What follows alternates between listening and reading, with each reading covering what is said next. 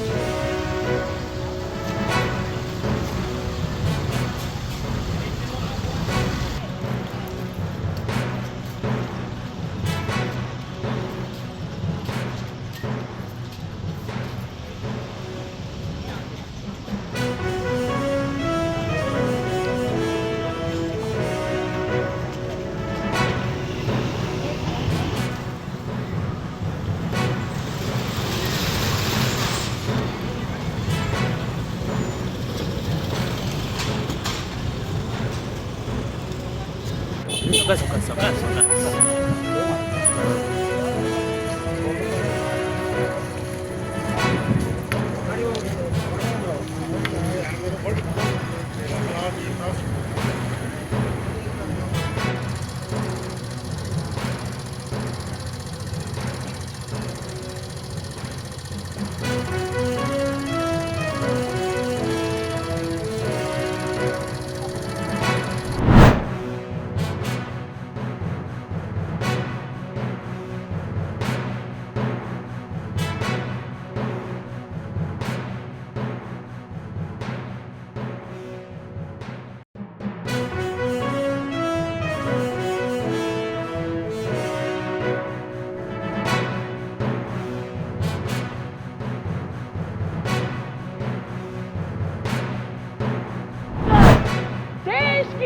दिशा आपके नेतृत्व में भारत एक मजबूत और आत्मनिर्भर राष्ट्र बनने की तरफ बढ़ रहा है।